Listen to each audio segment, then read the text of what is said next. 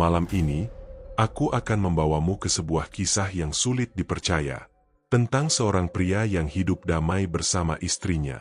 Sampai suatu hari, kehadiran seorang gadis muda di rumahnya membuka rahasia besar yang selama ini tersembunyi. Siapa sangka, adik istrinya ternyata bukan orang asing baginya. Karena di balik wajah gadis itu, tersimpan masa lalu yang pernah ia tinggalkan, dan darah yang sama mengalir di antara mereka. Sebuah kisah tentang cinta, penyesalan, dan kebenaran yang datang terlambat. Sebuah rahasia yang mengubah segalanya. Sebelum kisah ini dimulai, tulis di kolom komentar. Dari kota mana kamu sedang mendengarkan cerita malam ini? Aku ingin tahu, seberapa jauh kisah ini bisa sampai. Dan jangan lupa, subscribe channel Ruang Tengah Malam.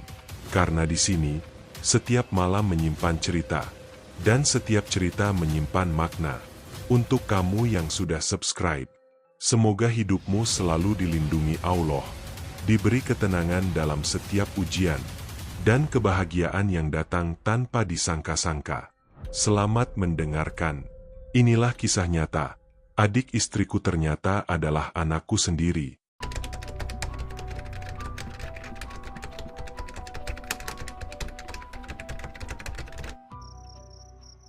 Pagi itu, matahari menembus tirai tipis kamar kami dengan lembut.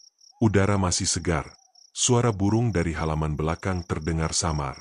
Aku, Arman, duduk di teras rumah sambil menyeruput kopi buatan istriku, Rani. Rumah kecil kami di pinggiran Sukabumi terasa damai. Tidak ada yang perlu dikhawatirkan. Tidak ada yang perlu diingat dari masa lalu. Setidaknya, begitu aku pikir. Rani keluar dari dapur sambil membawa roti bakar dan tersenyum. Senyumnya selalu berhasil membuat pagi terasa lebih ringan.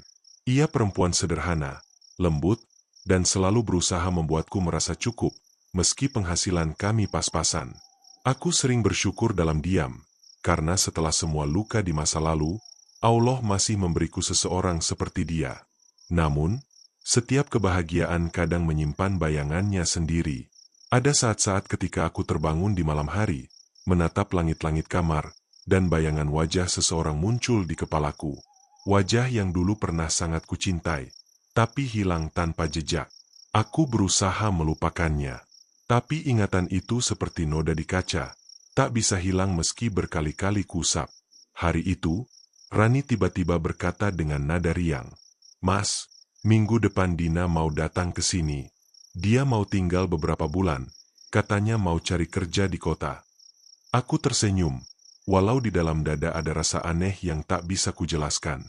Aku memang tahu tentang Dina, adik Rani dari ibu yang berbeda. Tapi kami belum pernah bertemu. Bagus dong, jawabku pelan. Rumah ini jadi lebih ramai. Rani tertawa kecil dan duduk di sampingku. Dina anaknya ceria. "Mas, kamu pasti suka dia. Dia mirip aku, tapi lebih pendiam." Aku hanya mengangguk. Tapi di dalam hati, ada getaran aneh. Entah kenapa, kalimat itu membuatku terdiam lebih lama dari biasanya. Malamnya, aku berdiri di halaman belakang, memandangi langit. Udara dingin menusuk kulit. Aku tak tahu kenapa bayangan masa lalu tiba-tiba terasa begitu dekat malam itu. Ada firasat yang membuat dadaku sesak, seolah sesuatu sedang berjalan pelan menuju hidupku, sesuatu yang sudah lama kukubur dalam diam. Dan aku tidak tahu bahwa firasat itu akan menjadi awal dari segalanya. Hari itu langit sedikit mendung. Udara dingin membawa aroma tanah basah setelah hujan semalam. Aku baru saja pulang kerja ketika kulihat Rani berdiri di depan pagar, melambaikan tangan ke arah mobil travel yang berhenti di tepi jalan. Dari dalam mobil, seorang gadis turun dengan koper kecil di tangannya. Rambut hitam panjangnya tergerai. Wajahnya teduh dengan senyum lembut yang membuat suasana seolah berhenti sesaat. Itulah pertama kali aku melihat Dina. "Mas, ini Dina," kata Rani riang sambil menarik tangan gadis itu. "Dina, ini suamiku, Mas Arman."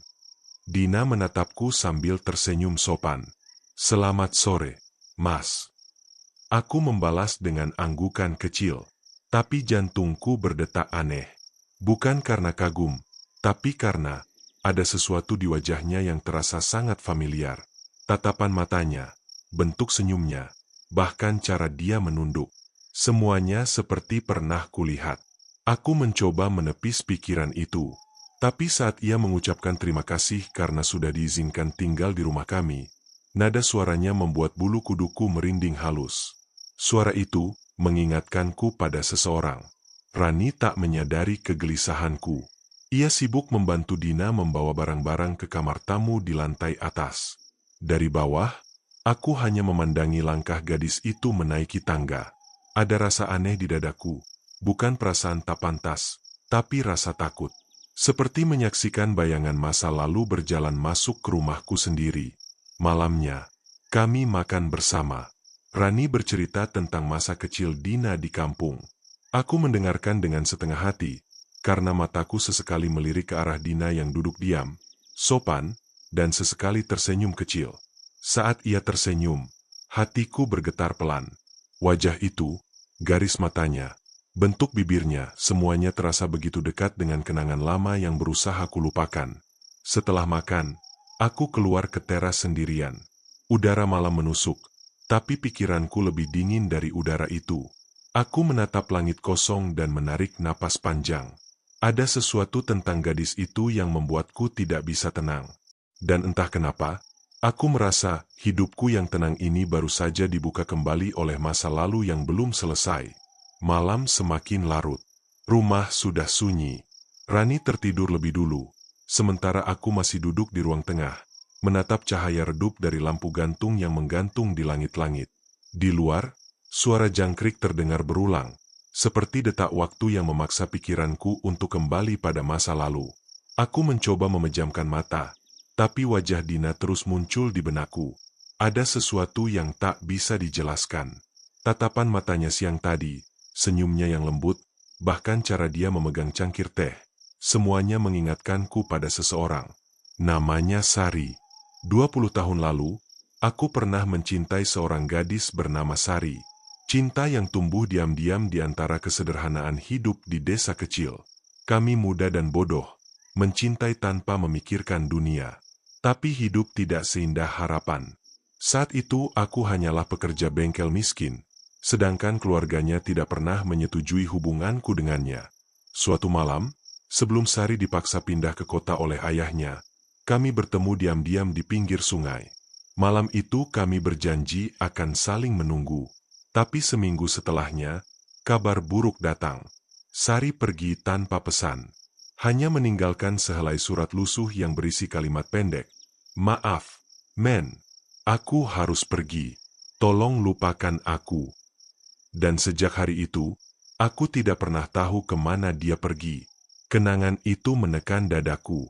Aku meneguk air putih di gelas, mencoba mengusir bayangan lama itu. Tapi kemudian, seolah waktu mempermainkanku, pintu kamar tamu berderit pelan. Dina keluar, masih mengenakan piyama, rambutnya terurai, wajahnya tampak pucat diterpa cahaya lampu temaram. Oh, Mas Arman belum tidur, tanyanya pelan. Aku mengangguk. Belum. Kamu juga belum bisa tidur. Dia tersenyum lemah. Belum, Mas. Mungkin belum terbiasa di rumah baru. Aku hanya mengangguk. Tapi jantungku berdetak makin cepat. Dalam sorot matanya malam itu, ada sesuatu yang membuatku hampir tak bisa bernapas. 1 detik itu terasa panjang, seperti waktu menahan langkahnya.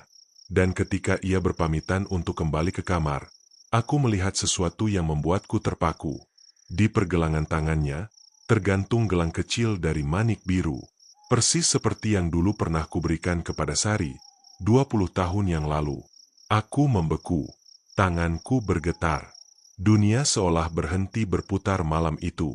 Aku menatap gelang itu lama, bahkan setelah Dina menghilang ke dalam kamarnya. Hati ini berdebar tak karuan. Warna biru manik-maniknya, bentuk simpul talinya, bahkan guratan kecil di sisi ujungnya. Semuanya sama persis dengan gelang yang dulu kuberikan kepada Sari. Aku ingat jelas malam itu. Kami duduk di tepi sungai, di bawah cahaya lampu minyak. Aku memberinya gelang buatan tangan, hasil dari sisa benang dan manik yang dulu kugunakan untuk memperbaiki kalung ibuku. Sari memakainya sambil tersenyum, lalu berjanji tidak akan melepasnya. Katanya, itu pengingat bahwa aku pernah membuatnya bahagia. Tapi setelah Sari pergi, aku tak pernah melihat gelang itu lagi. Hingga malam ini, aku berdiri, berjalan pelan ke arah tangga. Namun langkahku berhenti di anak tangga pertama. Ada rasa takut yang tiba-tiba muncul. Tak mungkin, pikirku. Dunia ini tidak sekecil itu. Bisa saja gelang itu sama, tapi bukan yang sama. Aku mencoba menenangkan diri, tapi pikiranku menolak logika itu. Malam itu aku tidak tidur. Aku duduk di teras, menatap pekarangan gelap sambil memegang kepala. Setiap bayangan yang datang dari masa lalu terasa seperti menertawakanku. Seolah ada sesuatu yang selama ini sengaja disembunyikan dariku. Pagi datang dengan cahaya yang dingin.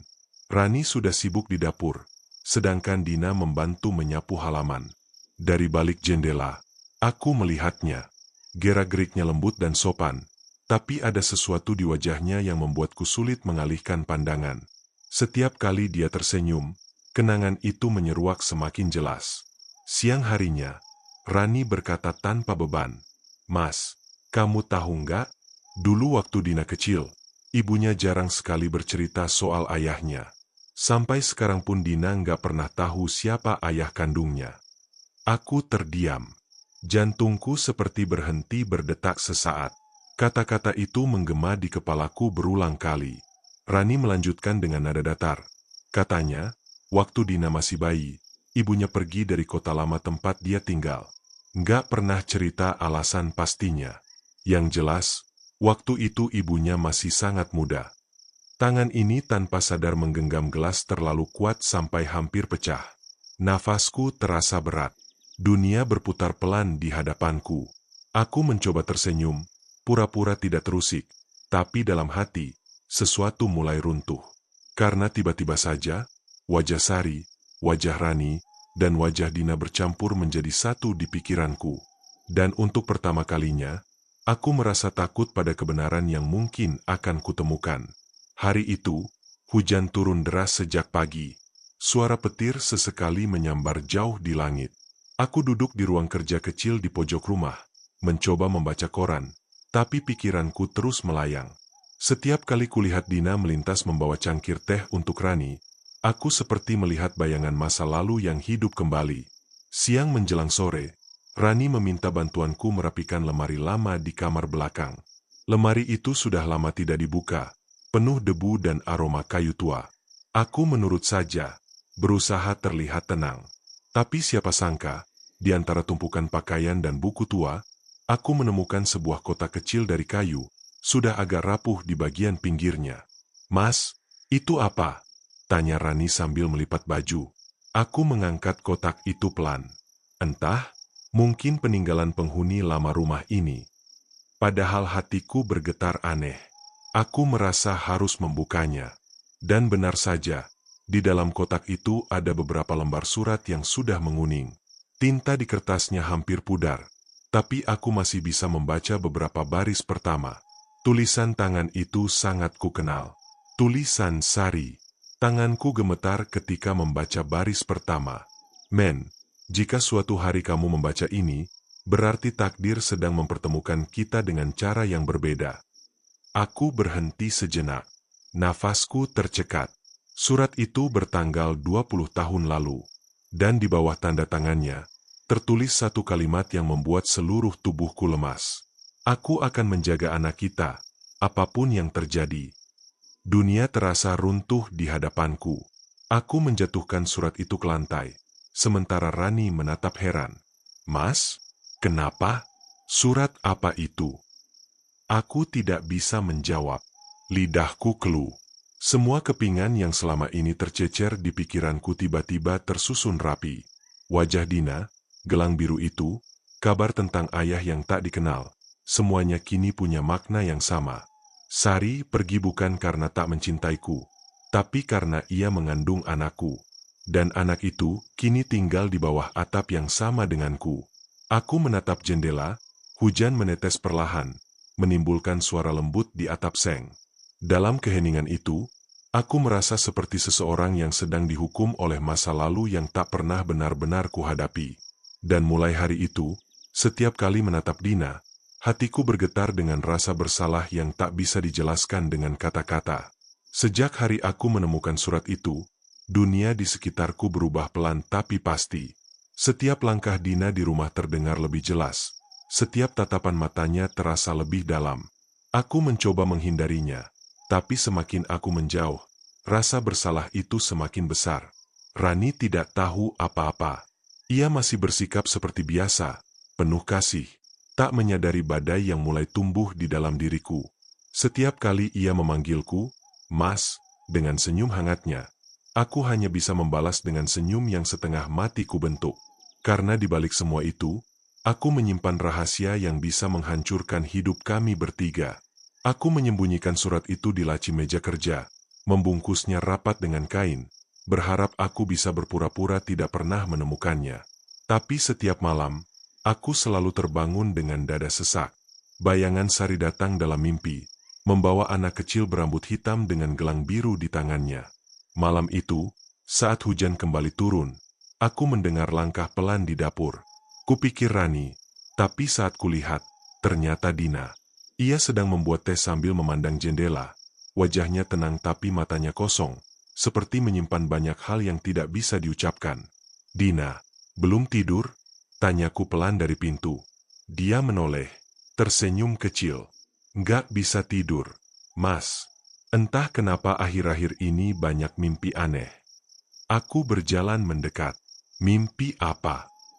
Dia diam sesaat, lalu menjawab dengan suara pelan. "Aku mimpi tentang seorang lelaki yang wajahnya samar. Tapi di mimpi itu, aku merasa dia sangat dekat. Aku nggak tahu siapa dia, tapi rasanya seperti aku pernah mengenalnya." Suara Dina bergetar. Aku menelan ludah, mencoba menahan air mata yang hampir jatuh. "Aneh ya, Mas," lanjutnya pelan. "Kadang aku ngerasa hidupku penuh potongan yang hilang. Ibu nggak pernah mau cerita tentang ayahku. Aku nggak tahu apakah dia masih hidup atau bahkan siapa dia sebenarnya. Aku tak mampu bicara. Kata-kata seperti hilang di tenggorokan. Hanya suara hujan yang menjadi saksi di antara kami malam itu. Dua jiwa yang terhubung oleh darah, tapi terpisah oleh waktu dan dosa yang tak pernah diakui." Saat Dina kembali ke kamarnya, aku tetap berdiri di sana. Jantungku berdebar keras, mataku panas, dan dada ini terasa berat. Aku tahu aku tidak bisa menyimpan rahasia ini selamanya. Tapi jika Rani tahu, semuanya akan hancur. Malam itu, aku berjanji pada diriku sendiri. Aku akan melindungi Rani dan Dina, apapun caranya. Walau itu berarti aku harus hidup dalam kebohongan yang perlahan membunuhku dari dalam.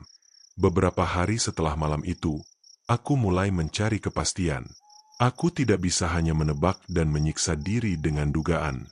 Pagi-pagi sekali, saat Rani dan Dina masih tertidur, aku pergi ke kota lama tempat aku dulu tinggal. Kota itu tidak banyak berubah, tapi rasanya asing di mataku.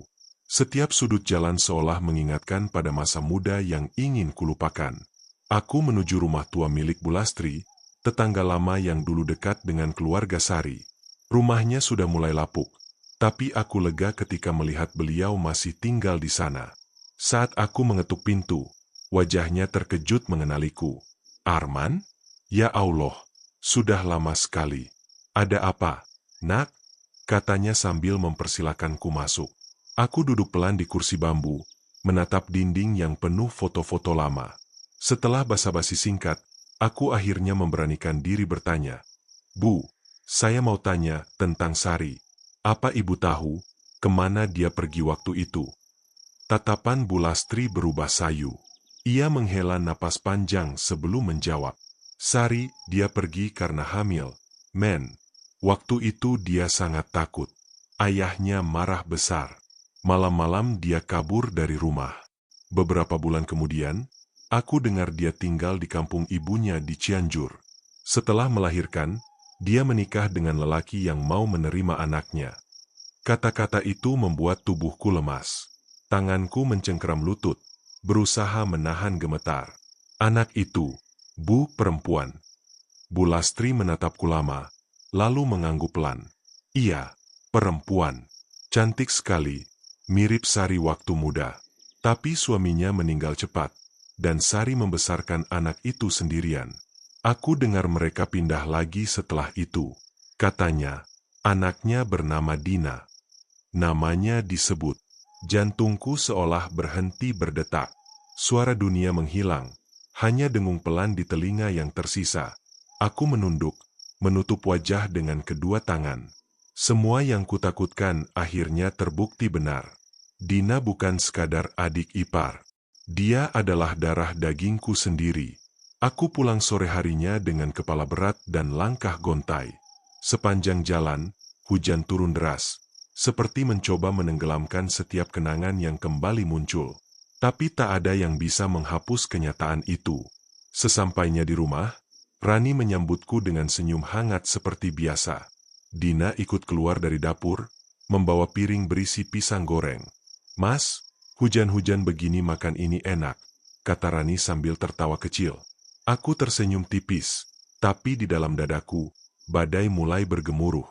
Setiap tawa mereka terasa seperti luka. Aku ingin berkata jujur, tapi lidahku terkunci. Aku hanya bisa duduk di meja makan, menatap dua perempuan itu, istri dan anakku, tanpa mereka tahu kebenaran yang sedang menelan hatiku pelan-pelan. Malam itu, untuk pertama kalinya, aku menangis dalam diam. Hari-hari berikutnya berjalan dalam kebisuan yang menyiksa.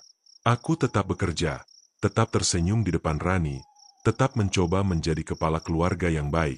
Tapi di dalam diriku, ada jurang yang semakin dalam.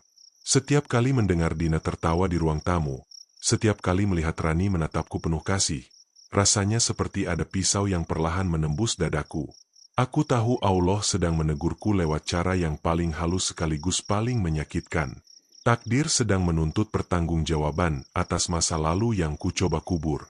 Suatu sore, saat hujan reda, Dina datang ke ruang kerja membawa secangkir kopi.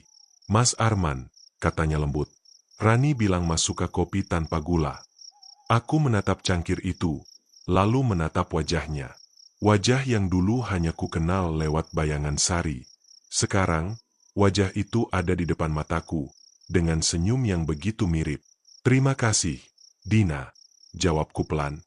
Dia duduk di kursi seberang, memainkan jarinya di pinggiran meja.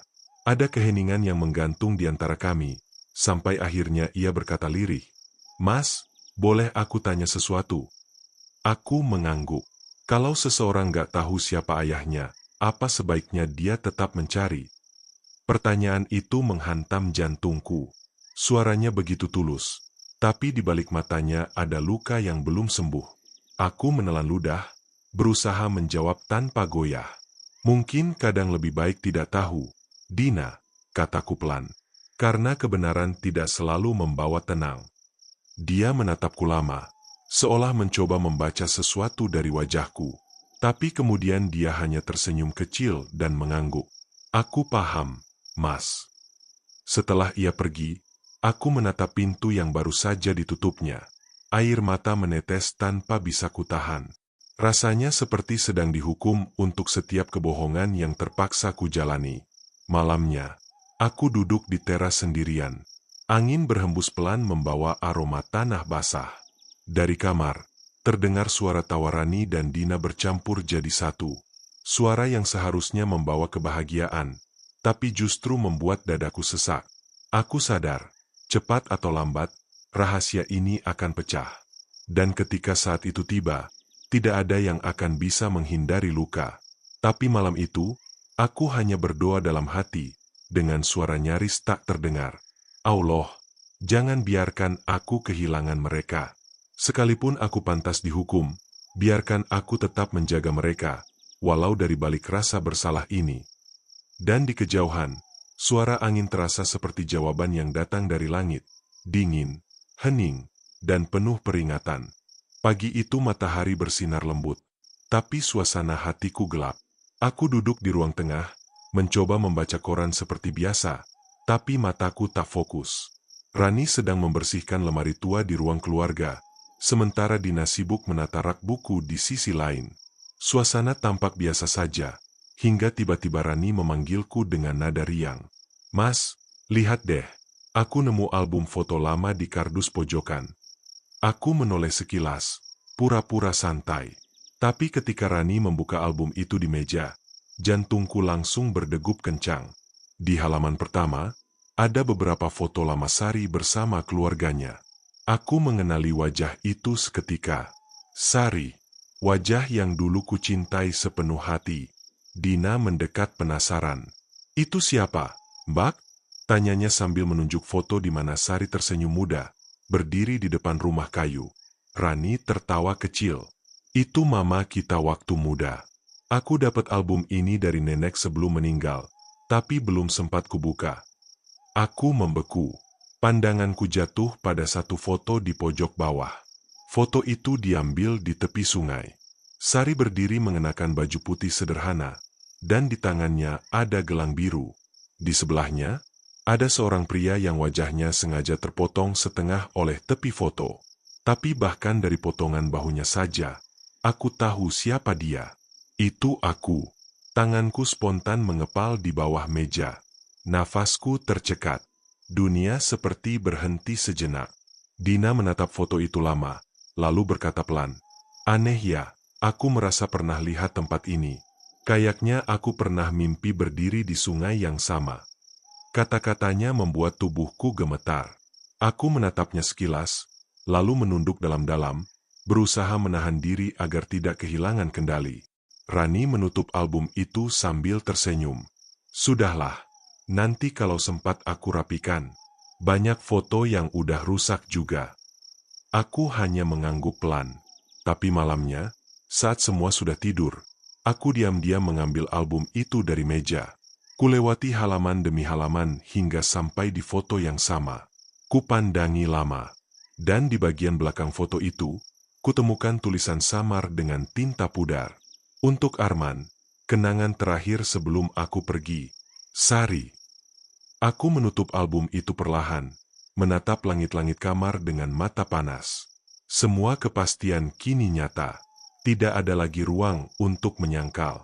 Tapi yang paling menakutkan bukanlah kebenaran itu sendiri. Yang menakutkan adalah bagaimana aku harus hidup bersamanya. Setiap hari, di bawah atap yang sama, tanpa bisa berkata apa-apa. Malam itu aku tidak tidur. Aku hanya duduk di ujung ranjang, memandangi bayangan wajah Sari yang kini hidup kembali di wajah Dina. Dan untuk pertama kalinya, aku mulai berpikir mungkin sudah saatnya kebenaran itu tak lagi kusimpan sendiri. Hari itu udara terasa berat sejak pagi. Langit mendung, angin berhembus dingin lewat celah jendela. Aku duduk di ruang kerja, surat lama dan foto Sari tergeletak di atas meja. Sudah berhari-hari aku memandangi keduanya, seolah berharap waktu mau memundurkan dirinya. Tapi waktu tidak pernah berbalik. Ia hanya berjalan maju, menyeret segala yang kutakuti bersamanya. Siang menjelang sore, Rani mengetuk pintu. "Mas, bisa ngomong sebentar?" Suaranya lembut, tapi di baliknya aku mendengar nada curiga. Aku membuka pintu. Di tangannya ada album foto yang sama. Ia menatapku lama, matanya tajam namun bergetar. "Mas, aku nggak sengaja lihat tulisan di belakang foto ini. Kenapa nama kamu ada di situ?" Dadaku langsung sesak. Kata-kata itu seperti petir di kepala. Aku ingin menjawab, tapi lidahku kaku. "Mas kenal sama mama kami, kan?" Rani melanjutkan pelan, tapi suaranya mulai bergetar. "Kamu kenal sama Sari?" Aku hanya diam. Pandangan kami bertemu, dan di dalam tatapan itu, aku tahu kebohongan tak lagi bisa disembunyikan. Akhirnya aku menarik napas panjang, lalu duduk perlahan. "Iya, Ran, aku kenal Sari." Rani berdiri kaku. Dina muncul di ambang pintu, wajahnya bingung. "Ada apa, Mbak?" tanyanya. Tapi Rani tidak menjawab. Ia hanya menatapku, menunggu kelanjutan kata-kataku yang mulai terhenti di tenggorokan. "Dulu, 20 tahun lalu, suaraku parau. Aku pernah mencintai Sari. Kami dekat. Tapi keadaan memisahkan kami. Aku tidak tahu kalau dia hamil. Aku baru tahu setelah menemukan suratnya. Rani terdiam lama. Wajahnya memucat. Air mata menetes perlahan di pipinya. Berarti, suaranya nyaris tak terdengar. Dina? Aku mengangguk pelan. Dunia serasa berhenti. Dina memandangku dengan mata membulat, menatap Rani, lalu kembali padaku. Maksud Mas apa? Aku tak sanggup menatapnya langsung. Dina, suaraku bergetar. Aku, ayah kandungmu. Keheningan menelan ruangan. Hanya suara hujan di luar yang terdengar, menimpa genting dengan ritme pelan tapi menusuk. Rani menutup mulutnya, menangis tanpa suara. Dina mundur selangkah, lalu 2 langkah, sebelum akhirnya duduk di lantai dengan pandangan kosong. Kenapa baru sekarang? Katanya pelan, suaranya serak. Kenapa kamu nggak bilang dari dulu? Aku menunduk, air mata jatuh ke lantai. Aku nggak tahu, Dina. Aku nggak tahu sampai belakangan ini. Tapi aku juga nggak berani bilang. Aku takut kehilangan semuanya. Rani berdiri terpaku, lalu perlahan berbalik menuju kamar. Langkahnya berat, tapi pasti. Pintu kamar tertutup dengan suara pelan, tapi cukup untuk membuat hatiku retak. Aku dan Dina sama-sama diam. Tak ada kata yang bisa menjelaskan luka di dada kami. Yang tersisa hanyalah rasa hampa dan penyesalan yang datang terlambat. Malam itu, aku duduk di ruang tamu, menatap pintu kamar yang tertutup. Dari dalam terdengar isak Rani yang berusaha disembunyikan. Dina mengurung diri di kamarnya sendiri. Dan aku tahu, tidak ada yang bisa kembali seperti semula. Untuk pertama kalinya dalam hidupku, aku benar-benar merasa sendirian di rumahku sendiri. Sejak malam pengakuan itu, rumah kami berubah menjadi tempat yang asing. Tidak ada lagi suara tawa Rani di pagi hari. Tidak ada lagi langkah ringan Dina yang biasanya menyapa dengan senyum.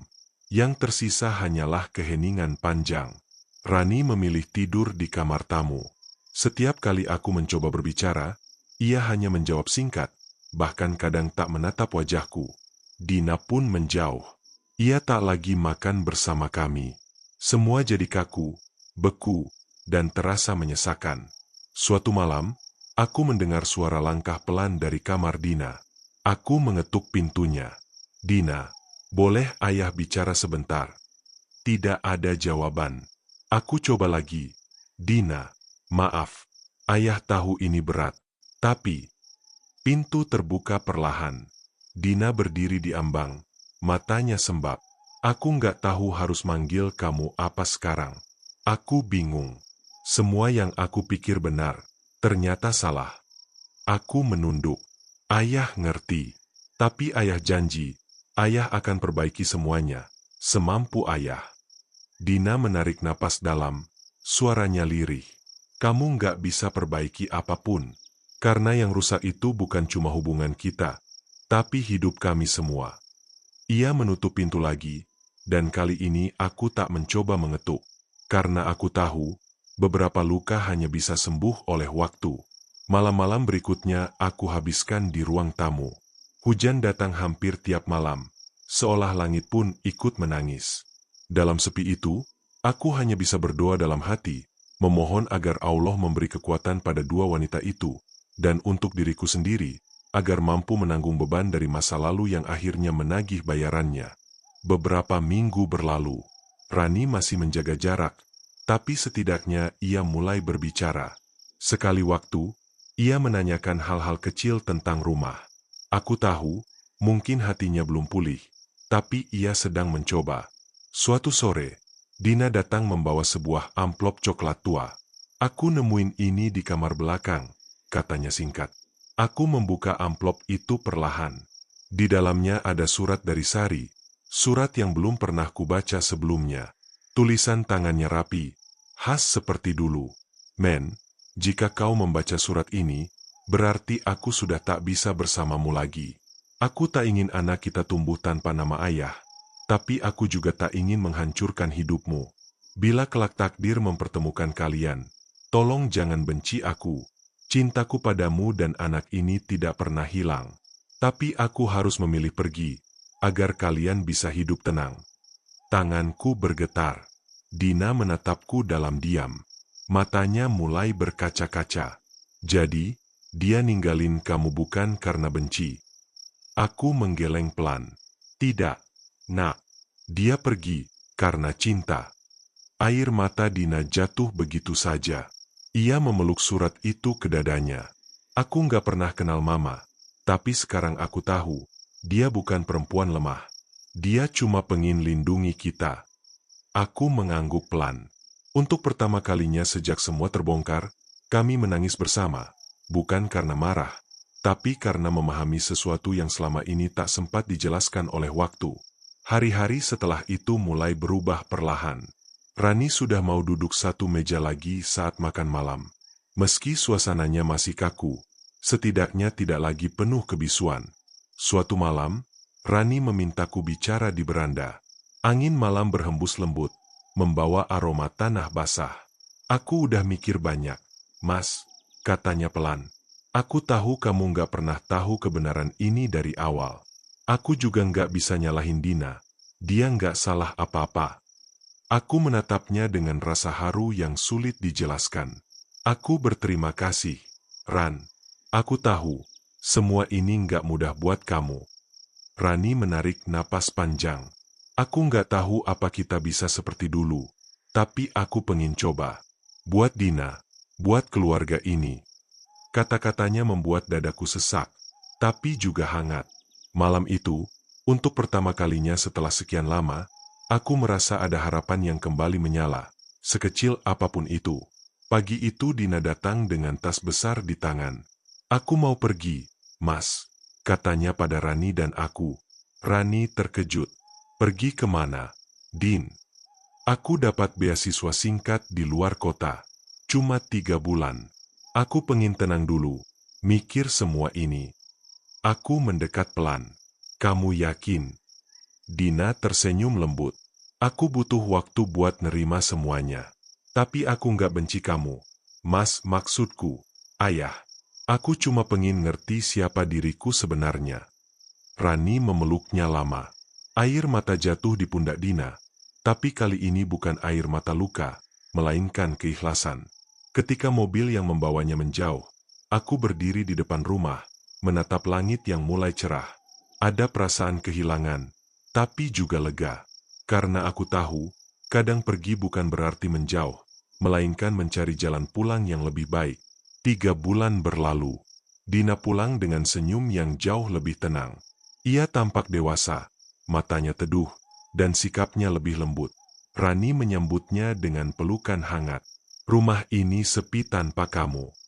Dina tersenyum. Aku juga kangen. Tapi sekarang aku udah bisa berdamai. Sama masa lalu, sama diri sendiri. Malamnya kami duduk bertiga di teras. Angin berhembus tenang. Aroma bunga melati tercium samar. Dina menatapku. Ayah, aku mau terima kasih. Karena meskipun semua ini rumit, kamu tetap bertahan. Kamu nggak lari. Aku tersenyum kecil. Ayah cuma berusaha menebus waktu yang dulu hilang. Rani menggenggam tanganku pelan. Kita semua belajar dari ini, Mas. Bahwa cinta kadang nggak datang dengan cara yang mudah. Tapi selama kita mau jujur dan bertahan, selalu ada jalan. Aku mengangguk. Malam itu, untuk pertama kalinya, aku merasa benar-benar damai. Tidak ada lagi rahasia, tidak ada lagi ketakutan. Hanya 3 hati yang sama-sama belajar menerima, bahwa masa lalu memang tak bisa dihapus, tapi bisa dimaafkan. Dan di bawah langit yang mulai berbintang, aku tahu, akhirnya, semuanya sudah selesai. Dalam diam, aku berbisik lirih. Terima kasih, Allah, untuk kesempatan kedua ini. Dari kisah panjang ini, kita bisa mengambil pelajaran bahwa sebesar apapun rahasia yang kita simpan, pada akhirnya kebenaran akan menemukan jalannya sendiri. Tidak ada yang abadi dalam kebohongan. Kadang, masa lalu yang kita kira telah terkubur bisa muncul kembali dengan cara yang tidak pernah kita bayangkan. Cerita ini juga mengajarkan bahwa cinta dan tanggung jawab sejati tidak diukur dari kesempurnaan, melainkan dari keberanian untuk menghadapi kesalahan dan memperbaikinya. Ketika semuanya terasa gelap, kejujuran dan keikhlasan selalu menjadi jalan untuk menemukan terang. Dan yang paling penting, maaf adalah bentuk cinta tertinggi. Karena hanya dengan memaafkan, luka bisa berubah menjadi pelajaran, dan penyesalan bisa berubah menjadi kekuatan untuk hidup lebih baik. Cerita ini bersifat fiktif, disusun dan dikembangkan dengan gaya penceritaan seperti kisah nyata agar pendengar dapat merasakan emosi, makna, serta hikmah kehidupan yang terkandung di dalamnya. Tidak ada tokoh, nama, atau kejadian dalam cerita ini yang benar-benar nyata.